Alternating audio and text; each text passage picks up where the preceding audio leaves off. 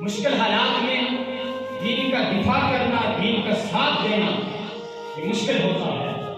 عام حالات میں تو سارے دوڑتے ہیں، مشکل حالات میں جو حق کا ساتھ دے اس شخص کے امام کو سیدنا صدیق اکبر ہے۔ آقا علیہ الصلوۃ والسلام نے جب معراج کے بعد ہر عام شخص کے سامنے، خاص شخص کے سامنے یہ اعلان کیا کہ میں مختصر وقت میں، رات کے مختصر وقت میں مسجد حرام سے مسجد اقصی میں گیا تو کفار نے اس بات پر پروپیگنڈا کرنا شروع کر دیا۔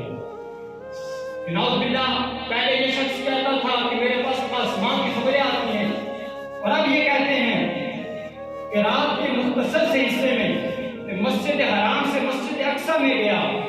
کیسے ممکن ہے یہ؟ 1 مہینے کی مسافت ہے۔ اگر دن رات بندہ چلے 1 مہینے کے بعد جا کے وہاں پہنچے، اور اگر چھو کے گھر آ جائے نا تو واپسی میں بھی 1 مہینہ چاہیے، تو کم از کم 2 مہینے تو لگتے ہیں۔ اور یہ کہہ رہے ہیں کہ رات کے مختصر حصے میں مسجد حرام سے مسجد اقصی میں گیا اور واپس بھی آیا، یہ کیسے ممکن ہے؟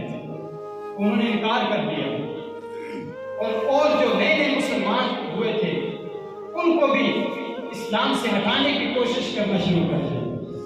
ابو جہل جا رہا تھا تو راستے میں سیدنا صدیق اکبر ملے اور کہنے لگا، اے صدیق، کوئی نئی بات سنی ہے؟ آپ نے فرمایا نہیں۔ کون سی نئی بات کی بات کر رہا ہے؟ تو کہنے لگا، اگر کوئی کہے کہ رات کے مختصر سے حصے میں مسجد حرام سے مسجد اقصی میں گیا ہوں تو مان لے گا؟ آپ نے فرمایا، کس نے کہا ہے؟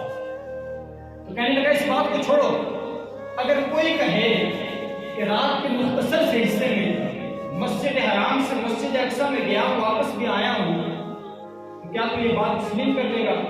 آپ نے فرمایا نہیں۔ تو کہنے لگا، صدیق، تیرے یاد نے یہ بات کی۔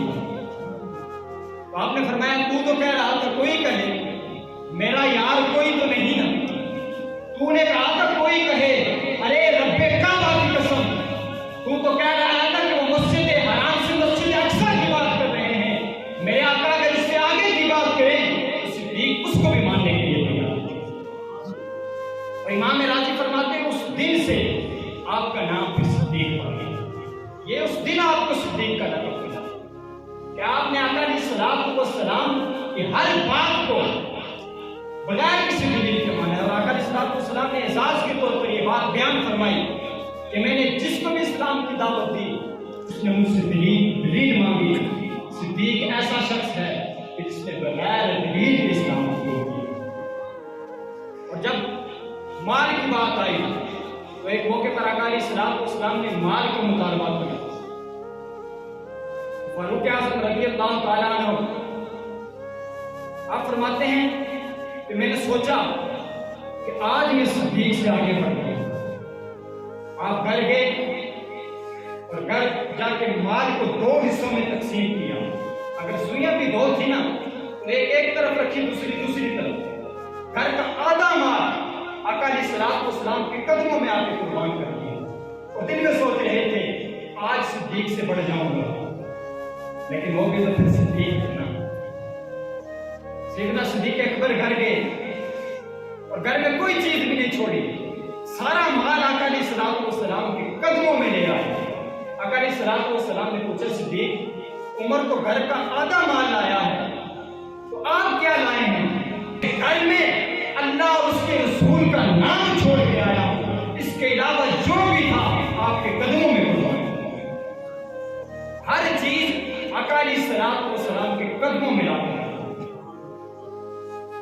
اور اگر بات کی جائے وہ اولاد کی تو عبد الرحمن بن ابی بکر رضی اللہ تعالیٰ عنہ، آپ نے سیدنا صدیق اکبر رضی اللہ تعالیٰ عنہ سے کہا، اے ابا جان، غزوہ بدر کے موقع پر، ابھی آپ مسلمان نہیں ہوئے تھے اس وقت، غزوہ بدر کے موقع پر جنگ کے دوران آپ میری تلوار کے زد میں آ گئے تھے، میں ہلکی سی بھی جنبش دیتا تو آپ کا سر قلم لیکن میں نے سوچا باپ تو میرا ہے، اگر میں تلوار چلا دیتا ہوں تو بعد میں دکھ بھی تو مجھے ہوگا۔ یہ سوچ کر میں نے تلوار پیچھے ہٹا دی۔ اگر میں تھوڑی سی بھی جنبش دیتا نا تو آپ کا سر قلم ہو جاتا، آپ وہاں پر قتل ہو جاتے۔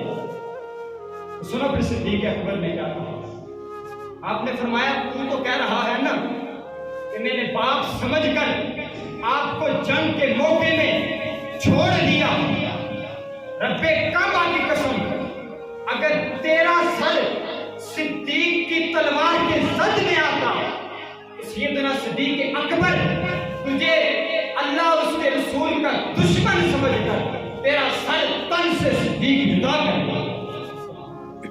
سب کچھ آقا علیہ السلام و سلام کی ذات پر قربان کرنے والے شخص کا نام صدیق اکبر ہے۔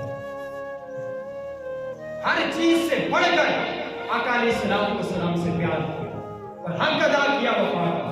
آقا علیہ السلام و سلام نے ارشاد فرمایا مجھے کسی کے مال نے اتنا نفع نہیں دیا جتنا صدیق کے مال کا، اور میں سب کے مال کو بیگانہ سمجھ کے خرچ کرتا ہوں، صدیق کا مال میں اپنا سمجھ کرتا ہوں۔